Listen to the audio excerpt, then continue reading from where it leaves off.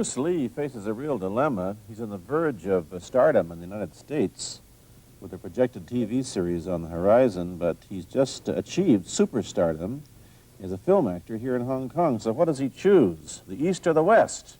It's the kind of problem most budding movie actors would welcome.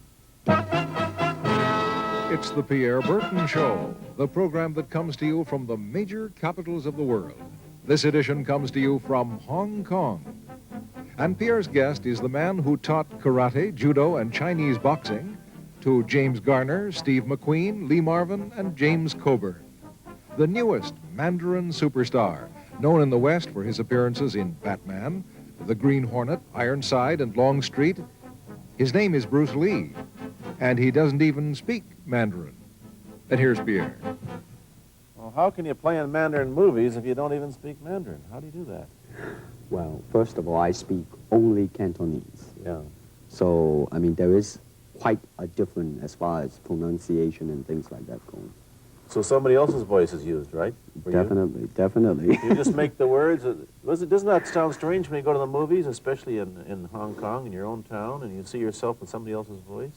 Well, not really, you see, because most of the Mandarin pictures done here are dubbed anyway. They're dubbed anyway? Anyway. I mean, disregard. I mean, they shoot without sound.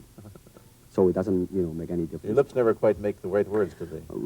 Yeah, well, that's where the difficulty lies, you see. I mean, in order to, because the Cantonese have a different way of saying things, different from the Mandarin. Yeah. So I have to find, like, something similar to that and keep a kind of a feeling going behind that. Something that matching the Mandarin do. Like the Does old it silent sound complicated? Days. Like the old silent days. But I gather in the movies made here, the dialogue is pretty stilted anyway. Yeah, I agree with you. I mean, see, to me, a motion picture is motion. Yeah. I mean, you got to keep the dialogue down to the minimum. Did you look at many Mandarin movies before you started playing in the first one? Yes. What did you think of them when you saw them? Quality-wise, I mean, I have to admit that it's not quite up to the standard. However, it is growing, and it is getting higher and higher and going toward that standard, than what I would term quality. They say the secret of your success in that movie, The Big Boss, which was such a success here and rocketed you to stardom in Asia, was that you did your own fighting. As an expert in the various martial arts in China, what did you think of the fighting that you saw in the movies that you studied before you became a star? Well, I mean, definitely, in the beginning, I had no intention or whatsoever that what I was practicing and what I'm still practicing now would lead to this to begin with. But martial art has a very, very deep meaning as far as my life is concerned, because as an actor, as a martial artist, as a human being, all these I have learned from martial art. Maybe for our audience who doesn't know what it means, you might explain exactly what you mean by martial art. Right. Martial art include all the combative arts like karate or karate, judo, Chinese kung fu or Chinese boxing, whatever you call it. All those. You see, like Aikido, Korean, I can go on and on and on. But it's a combative form of fighting. I mean, it's not, some of them became sport, but some of them are still not. I mean, they use, for instance, kicking to the groin, jabbing fingers at the eyes, and things like that. No wonder you're successful in the Chinese movies. They're full of this kind of action anyway. They needed a guy like you could... Violence, man. So you didn't have to use a double when you moved into the motion picture world here. You did it all yourself. Can you break 5 or 6 pieces of wood with your hand or your foot? I'll probably break my hand and foot. But tell me a little bit... you set up a school in Hollywood, didn't you, for people like James Garner and Steve McQueen and the others? Yes. Why would they want to learn Chinese martial arts? Because of a movie role? Not really. Most of them, you see, to me, at least the way that when I teach it, all type of knowledge ultimately means self-knowledge. So therefore, they're coming in to, and ask me to teach them not so much of how to defend themselves or how to do somebody in, rather they want to learn to express themselves through some movement, be it anger, be it determination, or whatsoever. So in other words, what I'm saying, therefore, is that he is paying me to show him, in combative form, the art of expressing the human body. Which is acting, in a sense, isn't it? Well, Or it would be a useful tool for an actor to have. it's, I mean, it might sound too philosophical, but it's acting, or acting, unacting, if you You've lost me. I have. So what I'm saying, actually, you see, I mean, it's a combination of both. I mean, here it is the natural instinct, and here is control. You are to combine the two in harmony.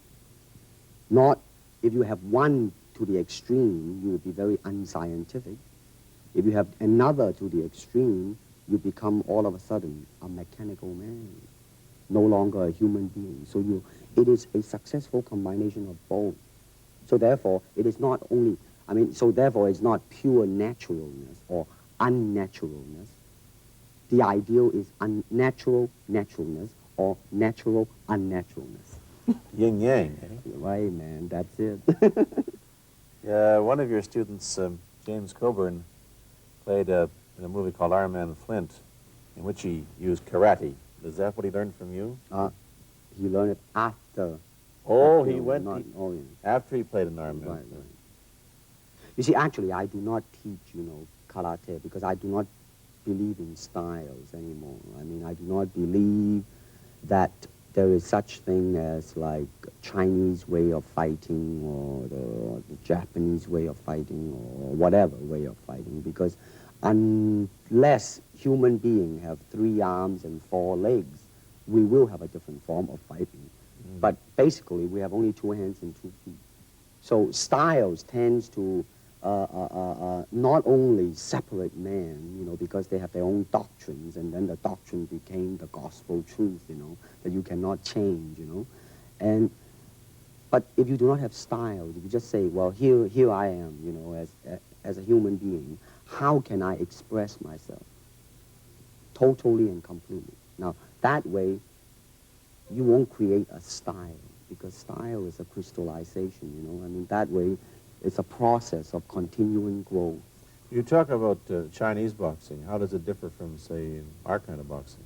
Well, first, we use the feet. That's And a then start. we use the elbow. And You use the thumb, too? you name it, man. You use it all. You have to, you see, because, I mean, that is the expression of the human body. I mean, everything. I mean, not just the hand.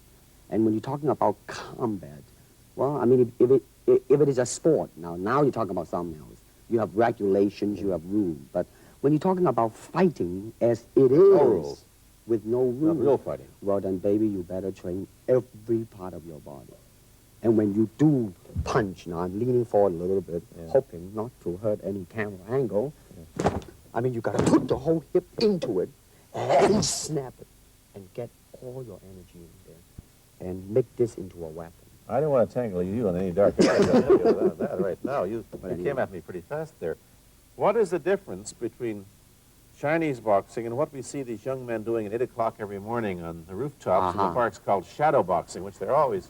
Well, actually, you see, that is part of Chinese boxing. Yes. There are so many schools. Everybody here schools. seems to be, going like this all the time. Well, that's good. I mean, They're all in I'm good very shape. glad. I'm very glad to see that, because at least somebody is caring for their own body, right? Yeah. I mean, that's a good sign. Well, it's a kind of a slow form of exercise, which is called Tai Chi Chuan. I'm speaking Mandarin just now. Yeah. Cantonese Tai Chi Kun, okay? I see. And it's more of an exercise for the elderly, not so much for the Give young. me a demonstration. Show me. Can you do a little bit of it? Just so I mean, that, the hand-wise is very slow. oh, is it? And you push it out, but all the time you are keeping the continuity going. Bending, stretching, everything. Suppose, I mean, you just keep it moving. It's like a ballet dancer there. Yeah, it is. I mean, to them, you see, the idea is running water never grows stale. So you got to just keep on flowing. Of all your students, famous, James Garner, Steve McQueen, Lee Marvin, James Coburn, Roman Polanski. Which was the best? Who adapted best to this Oriental form of exercise and defense? Well, depending, okay? Now, as a fighter, Steve McQueen, now, he is good in that department because that son of a gun got the toughness in him. Yeah. I You mean, see it on the screen. I mean, he would say, all right, baby, here I am, man. Mm-hmm. You know, and he'll do it. Yeah, Now, James Coburn is a peace-loving man, I met him. right? I mean, Yeah. you've met him. I mean, he's really, really nice. I mean, Yeah. super mellow and all that. I He mean, you is, know, I yeah. mean, now, he appreciates the philosophical part of it. Therefore, his understanding of it is deeper than Steve. So it's really hard to say. You see what I'm saying Yeah. now? I see. I mean, each one was I mean, it's different. So that's, I mean, depending on what you see in it. Interesting.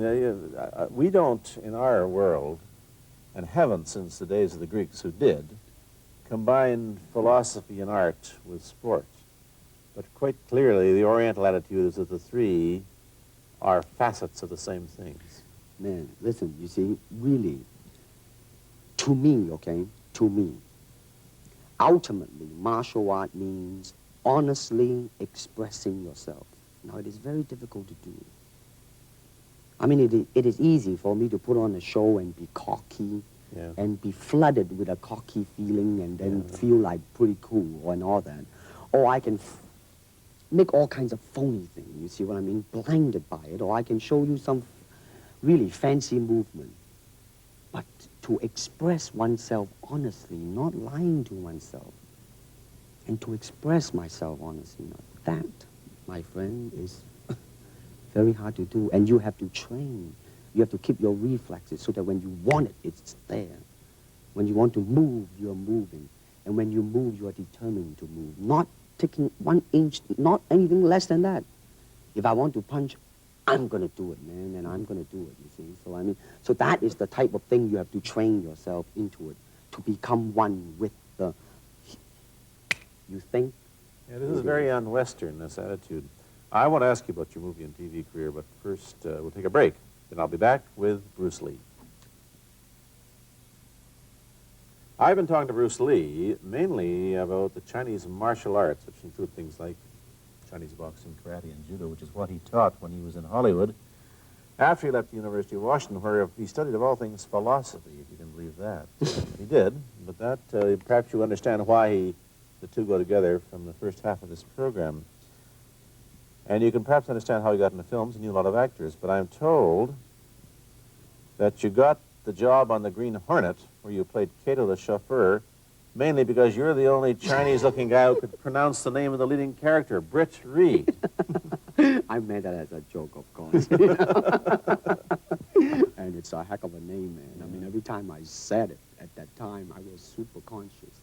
I mean, really, now, that's another interesting thing, huh? Let's say if you learn to speak Chinese. Yeah. And it's very, I mean, it's not difficult to learn and speak the word.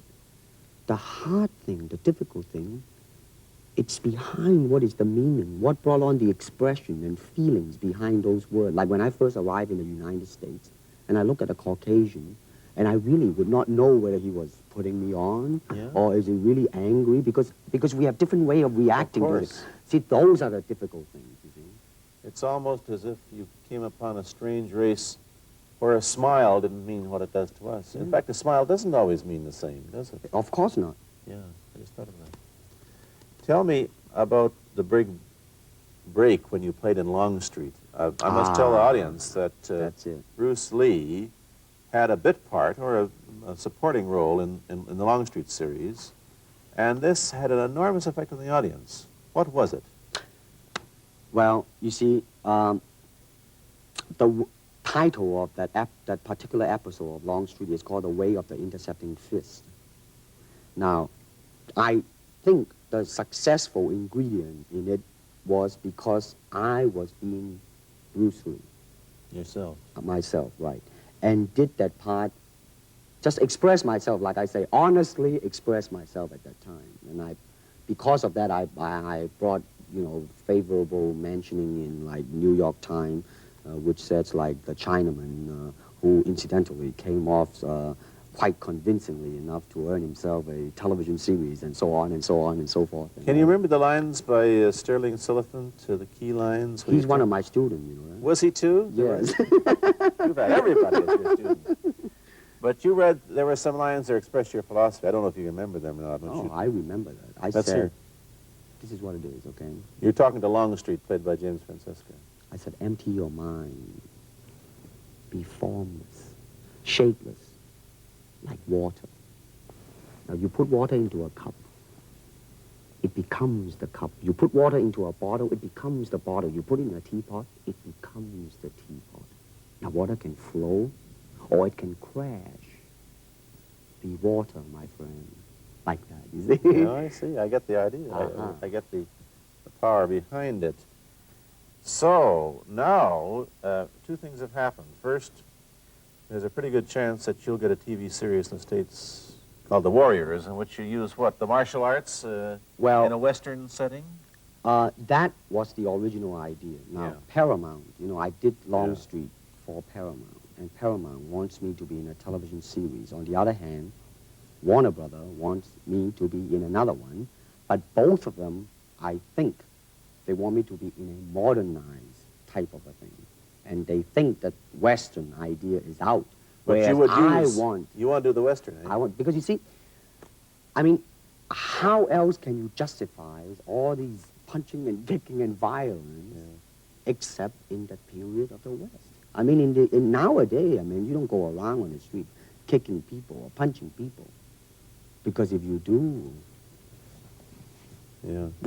that's it. I mean, I don't care how good you are, you know. But this is true also of the Chinese dramas, which are mainly costume dramas. They're all full of blood and gore over here. Oh, you mean here? Yeah. Well, unfortunately, you see, I hope that the picture I am in would either explain why the violence was done, whether right or wrong or whatnot. But unfortunately, pictures, most of them here, are done mainly just for the sake of violence. You know what I mean? Like, you know, fighting for 30 minutes, get stabbed. Well, I'm fascinated. Let me give you your microphone back. I'm fascinated that you came back. I am a martial artist. You came back to Hong Kong on the verge of success in Hollywood and full of it. And suddenly, on the strength of one picture, you become a superstar. Everybody knows you. You have to change your phone number. You get mobbed in the streets. Now, what are you going to do? Are you going to be able to live in both worlds? Are you going to be a superstar here, or one in the States, or both? Well, let me say this. First of all, the word superstar really turned me off, and I'll tell you why. Because the word star, man, it's an illusion. It's something what the public calls you. You should look upon oneself as an actor, man. I mean, you would be very pleased if somebody say, hey, man, you are a super actor. It is much better than, you know, superstar. Yeah, therefore, you've got to admit that you are a superstar. You're not going to, if you're going to give me the truth. I'm honestly saying this, okay? Yes, I have been very successful, okay? But I think the word star I do not look upon myself as a star. I really don't. I mean, believe me, man, when I say it. I mean, I'm not saying it because well, what are you going to do? Let's get back to the question. Okay. Are you going to stay in Hong Kong and be famous? Or are you going to go to the United States and be famous? Or are you going to try and eat your cake and have it too? I am going to do both because, you see, I have already made up my mind that in the United States, I think something about the Oriental, the true Oriental should be shown. Hollywood sure as heck hasn't. You better believe it, man. I mean, it's always that pigtail and bouncing around, chop, you know, with the eyes slant and all that. And I think that's very, very out of Is it true that you were, the first job you had was being cast as Charlie Chan's #1 boy? Yeah, #1 son, yeah. No, they never made the movie. No. They were going to make it into like a new Chinese James Bond type of a thing. Now that, you know, the old man Chan is dead, Charlie is dead, and his son is carrying on. But they didn't do that. Batman came along, you see, because, and then everything was started to be going into that, you know, that kind of, which you were in. But I mean, by the way, I did a really terrible job in that, I have to say. Really? You didn't like yourself? I didn't see it. Let me ask you, however, about the problems that you face as a Chinese hero in an American series. Have people come up in the industry and said, well, we don't know how the audience are going to take a non-American? Well, such question has been raised. In fact, it is being discussed, and that is why The Warrior is not going to be on. I see. You see, because unfortunately, such thing does exist in this world, you see, like, I don't know, certain part of the country, right? Where, like, they think that business-wise, it's a risk. And I don't blame them, I mean, in the same way, it's like in Hong Kong, if a foreigner come and became a star, if I were the man with the money, I probably would have my own worry of whether or not the acceptance would be there. But that's all right, because if you honestly express yourself, it doesn't matter, see? Because Are you, how about the other side of the coin? Is it possible that you are, I mean, you're fairly hip and fairly Americanized. Are you too Western for Oriental audiences, you think? Oh, man, like, how? I have been criticized for that. You have, eh? Oh, I would yes, think definitely. So. Well, let me say this. When I do the Chinese film, I'll try my best not to be as American as I, have been adjusted to for the last 12 years in the States. But when I go back to the States, it seems to be the other way around. You know You're what too I mean? exotic, eh? Yeah, man. I mean, they're trying to get me to do too many things that are really for the sake of being exotic. You understand what I'm trying to say? Oh, sure. So it's really, I mean, it's when you live in both worlds, it brings its problems as well as its advantages, and you've got both. Time to go to a commercial. I'll be back in a moment with Bruce Lee. Let me ask you whether the change in attitude on the part of the Nixon administration towards China has helped your chances of starring in an American TV series. Well, first of all, this happened before that. Yeah. But I do think that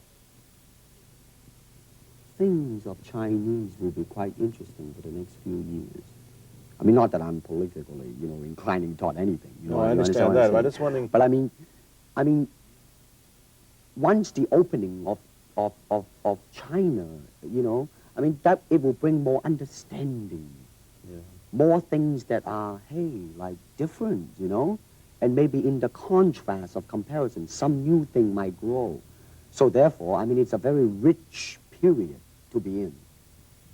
I mean, like, if I were born, let's say, 40 years ago, Yeah.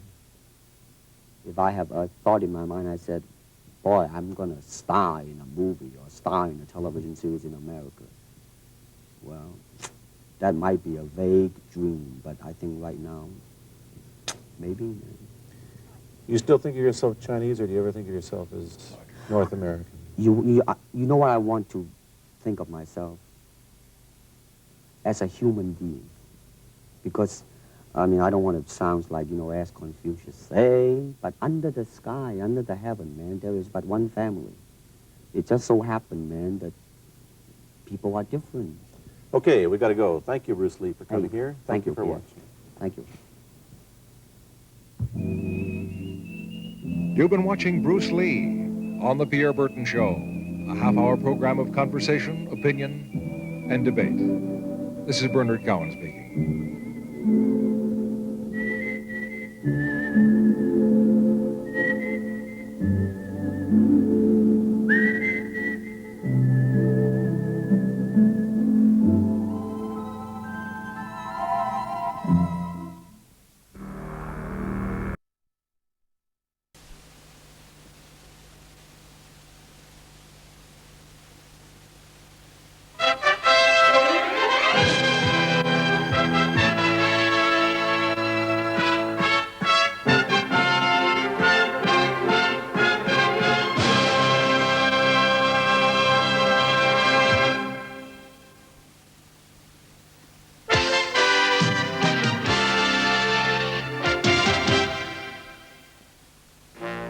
Sports Illustrated presents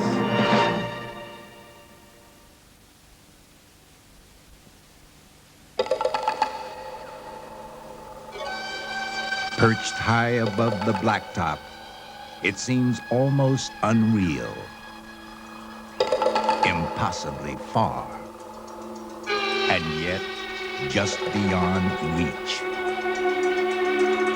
The desires that it instills are basic: power, freedom, and conquest. The dream that it inspires is of shedding all earthbound limitations. And it beckons to all who dare mount their assault.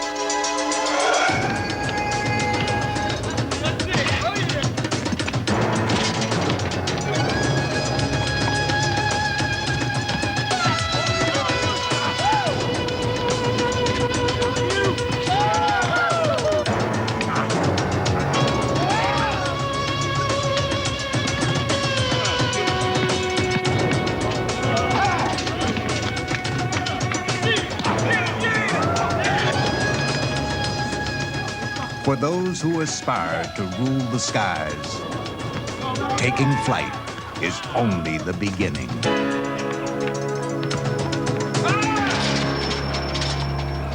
It's all about having supreme confidence, and not many guys have it. You own the ball, you own the game, you own the guy who's guarding you, and you can actually play him like a puppet. One bounce dribble now to Jordan. Michael in from the left side, jammed it right. You don't last in this league long by being timid or intimidated by the people you compete against. Get tough, X. Get tough. Don't let him push you. McDaniel with a face. Saying, move over, buddy. You know, it's two of us here. Way rock the baby to sleep and slam dunk. Just like Tyson. When he walk in the ring, he walk in the ring to take you out. Down 9, and Lowe makes sure that one is not blocked.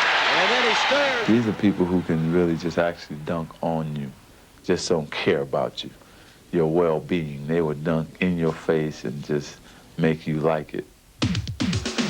NBA Entertainment presents the Super Slams of the NBA.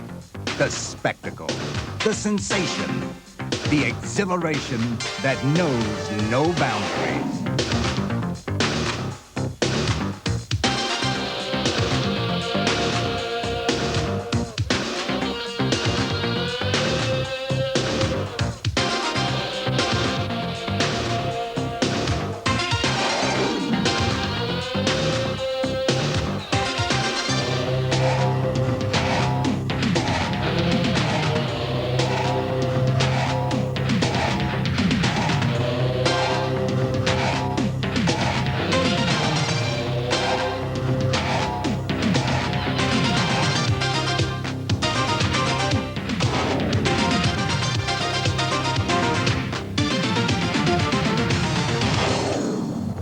Man has always had lofty aspirations of leaving the earth behind, but only a select few can experience the unrestrained freedom of flight.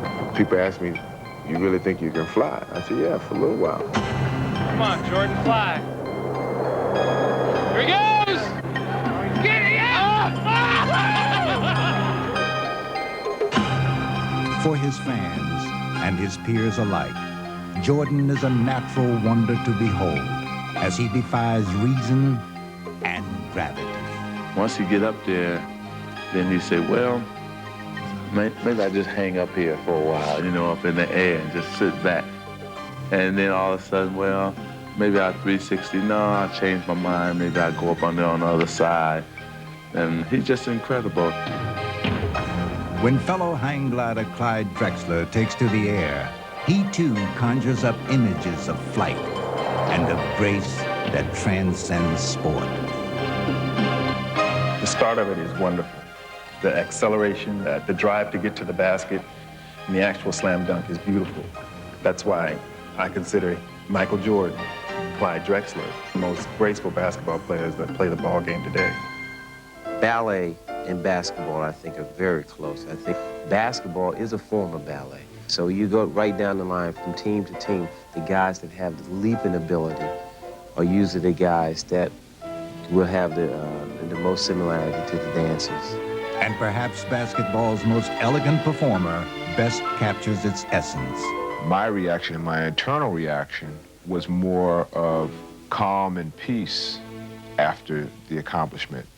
It's interesting how much that's turned around now, because now, we see guys dunk the ball, and they get really excited and hype about it, start jumping up and down, raising fists. Real man out in front.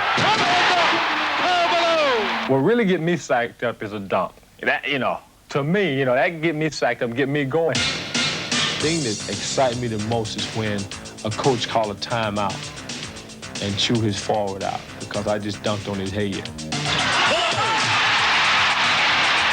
But the mailman is not alone in delivering punishing jams. When Charles wants to, he can do whatever he wants to out there. There's very few guys can take over a game in the league, and he's probably one of them. Charles looks like he's just determined to take over this game. Here's Dominic. It's a good feeling. It's a strong, powerful feeling when you can dunk on a big guy and you know he's going at your shot hard. Dominic.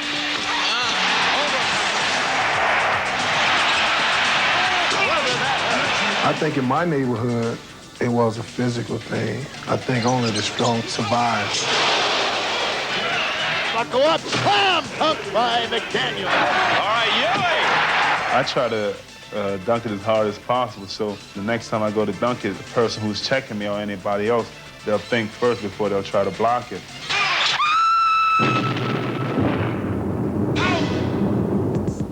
They are the explosive dunkers of the NBA, and they generate contagious excitement. Out! They've dropped off now. Out! Dare you! Stolen, Lakia.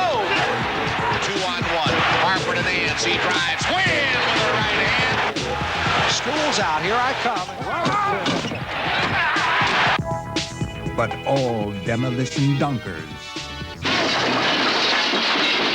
must pay final homage to the man they call Chocolate Thunder.